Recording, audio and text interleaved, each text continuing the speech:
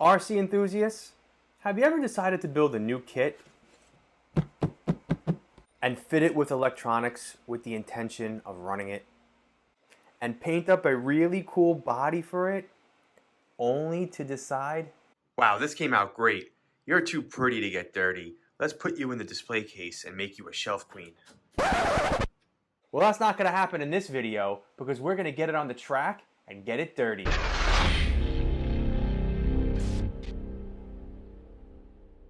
What's going on, everybody, and welcome to the RC Retro channel. That's right, we're getting the ProCat out for some track action on the Deepwood Speedway. But before we get to that, I just want to backtrack a little bit and remind everyone that I put out a build video. Well, I wouldn't necessarily call it a build video, more along the lines of a video showcasing 10 challenging or annoying aspects on the ProCat build. And if you didn't see that video, no worries, I'll drop the link in the description down below and you can check that out. But I did not actually finish the full build. It was just a rolling chassis up to that point. So in this video, I thought I'd go down the path of finishing it off by fitting it with electronics, getting the silly wing on, which you'll see exactly what I'm talking about in a little bit, and show you a few more challenges that I encountered when I was finishing this up. Not really a big deal, but like I said, a little annoying things that you don't really see on other kits, right? And then I'll be right back after you see that video footage to talk about what you could expect out on the Deepwood Speedway, and then we'll reflect on the very end after the running footage and see, is this worth it? Was all the headache of putting this together worth it? All right, so I'll see you back here in a couple minutes. So right away, the first thing I notice is that a regular standard size servo is not going to fit. That's annoying because now I'm going to have to get a low profile servo. So the first thing I'm going to do before I fit anything into this buggy is put together the servo saver. Weird, never seen anything like this before, but I did do this right here. Now I got to take this weird looking metal piece and put it on here and then kind of like flip it around so it's like that. But the problem is mine doesn't look like theirs. It's similar, but doesn't bend the way theirs bends. So let me see what I could do. Alright, so it went on like it's supposed to here, and then I got it kind of like here, but doesn't flip over, doesn't go down. See what I'm talking about? Because it's not bent the same way as here. So mine doesn't flip over. Sorry, I'm doing this one-handed right now. Doesn't flip. This is stupid. Maybe I'm just stupid. Yep. Sure. I got that. See that? I crisscrossed them. Got it on just like that. Boom. Now, I guess... How the fuck? What is that? What does that mean? How do I get it down there like that? It's kind of on.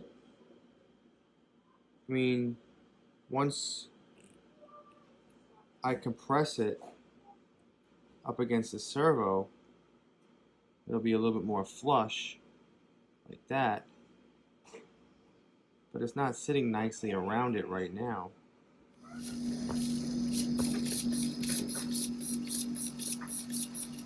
Okay. I am using a low profile shorty lipo pack. The issue is, because it's a low profile one, there's a lot of space between the top of it and the bottom of the battery retainer. And so it kind of moves around, or jiggles around, I guess I want to say. So to prevent that, I use those foam strips that Tamiya often include in some of their kits with the stick tape on the back, just to build up the lipo pack, and then I put some on the bottom of the battery retainer so it fits nice and snug now and doesn't jiggle around. The wing. Yep, I've seen plenty of people's comments online about this. You got a few parts over here. You got wing buttons, these plastic rings, these pins, these giant O-rings. Just wait and see what you got to do to get this wing mounted. The holes are reamed and the wing buttons are in, and you would think they would just install with a simple screw or even maybe piano wire like the RC10s, but no, we got to use rubber bands. You want to make sure that little hole lines up with the little groove in this piece, so that this way when you get to over here, you slide the pin through, which keeps the rubber bands in place. This is a little trick that I picked up off one of the Facebook groups of how to loop the rubber bands and keep them in place so you could feed them through the cap. Then you got to put the rubber band into the little cap. Make sure to have the hole in that groove lined up. And then hopefully you'll be able to slide the pin through the groove, through the cap, through the looped rubber bands, and all the way through, holding this in. All right, there you go. It's in. So I started to push it through just with my thumb, and when I saw that it caught both loops of the rubber band, I was good to go. I just couldn't get the pin all the way through, so I had to use a very small hex head just to kind of get in that groove with it and push it all the way through. Now comes the hard part. I got to put these two loops, well actually two loops on each side, through here, and then underneath over here, loop each rubber band, one rubber band on here, and loop another rubber band on here. Okay, I had to take the zip tie off because I would never be able to get it through. Not a big deal. Once you get them through, I guess that's the more challenging part. You can just use your fingers to loop them over the holders. All right, and we're in. An early morning, fully recharged brain to tackle this, and 2 cups of coffee later, and we have the wing on. Well, as you can see, the Schumacher re-release builds are like no other. There's definitely more modifications that you have to make, getting pieces to fit together, but what I'm going to tell you is once it's together, it looks awesome and it feels awesome. Now I know what you're saying. Is it worth it? Because, you know, from the prior video I put out with the 10 challenging aspects of the build, plus what you just saw now, you'd be like, that thing is a headache. But I'm going to let you be the judge. I want you to see the action footage, and you tell me what you think in the comments down below. So as far as the track action, we're going to get things started with me actually driving the buggy. This is authentic footage that you're about to see. It's the first 2 minutes of me running the ProCat for the very first time. So I'm talking to myself, so you'll hear what I think about the ProCat. But then I'm going to turn it over to Phil, where he's going to be driving, and the action quickly picks up as I'm going to be out there filming up close with the ProCat. So that'll be exciting. And then I'll see you all right back here at the end to reflect on how the ProCat did on the track.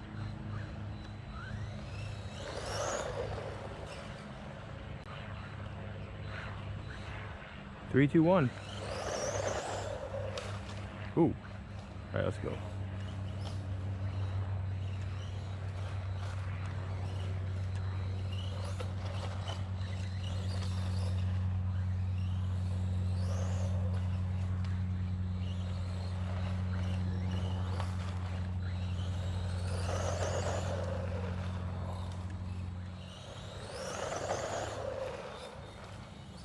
Oh man, I like this.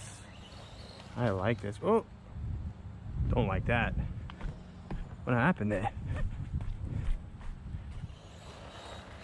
Love the way it corners. Very responsive. Super quick. Also for a 17.5 and a 4-wheel drive.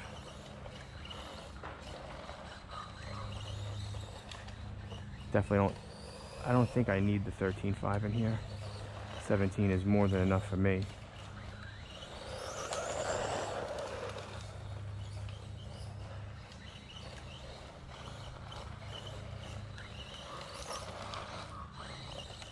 My first time driving a Schumacher.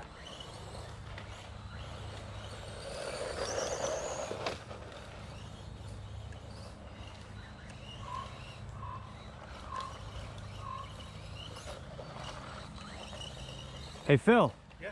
I think you're gonna like this.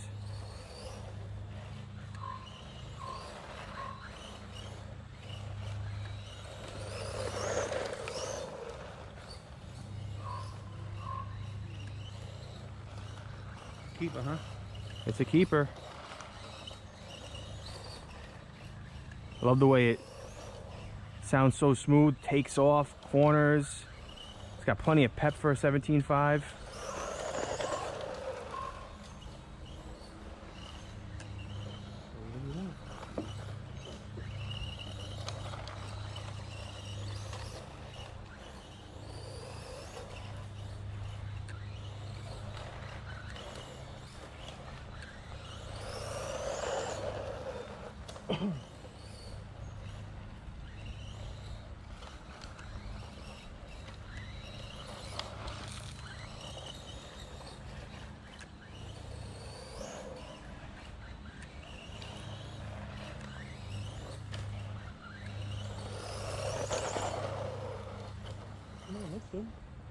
I like. Time for you to take over. I likey likey. You will like too.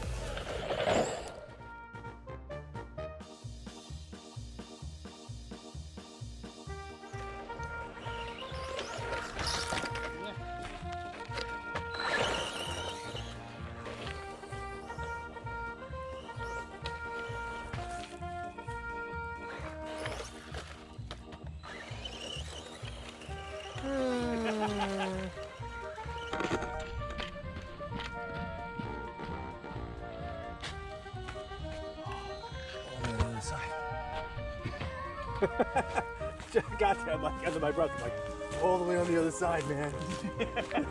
as far as can be.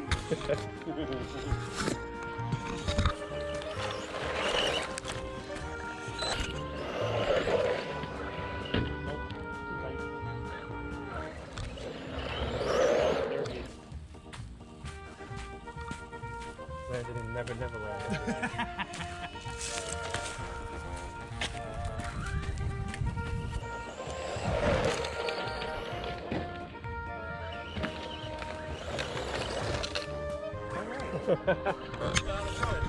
What happened to this thing drives itself?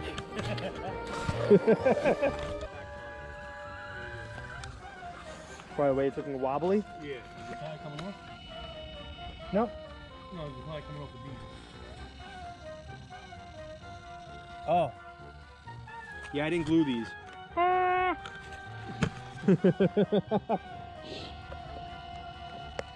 There you go.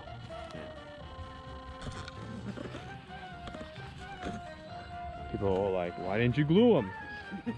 Because I didn't. Lesson learned, I'll glue them. So what'd you think about the Schumacher ProCat out there on the Deepwood Speedway? I hope you dropped a comment down below, because as far as my reflection, I'm going to tell you, it's just pure awesomeness, baby. That's right. Really. I mean, this has skyrocketed probably to the top, my favorite four-wheel drive buggy. I mean, it's close. I mean, up until this point, it was my Optima Mid you see right over here, but I gotta say, this is right up there with that. I had so much fun with this out there. I think Phil put it the best. This is like point and shoot. Put it in the direction you want it to go, and it just goes. It drives itself. I mean, really, it was super smooth out there. As far as the suspension, it just soaked up the bumps and the ruts out there, going into and coming out of the corners. As a matter of fact, I'm using a low-profile Servo, you know, one of those really expensive ones that are super fast. We actually had to turn down the steering, and once we did that, it just handled even better out there. As far as power, well, like I said, I'm running a 17.5 just stock combo. I think it's more than enough power out there. It was pretty quick. A couple people said I should put a 13.5 in there, but again, that was more than enough power for me out there on the track. And Phil was ripping around with that thing, so I think it handled pretty well. Phil would probably go with a nuclear power plant in here, but for me, I think that's good. And I'm really hoping to get the guys together sooner than later so we can get another off-road race on the Deepwood Speedway. So this way I could put this in the four-wheel drive class and run it competitively. Tires on here, ran it with the stock spike tires. Those grip the track very nicely. They dug in nice, provided plenty of traction, and just overall, I was super happy with how this ran. This is a stock build, made no modifications to it at all. Just put it out there and just had a blast with it, all right? So I hope you enjoyed this video. If you're new to the channel, please make sure you hit the subscribe button, as you would help me out tremendously. And for those of you who are subscribers, thank you so much for your support, and I'll check you all in my next video. Take care now. Let's go, let's go!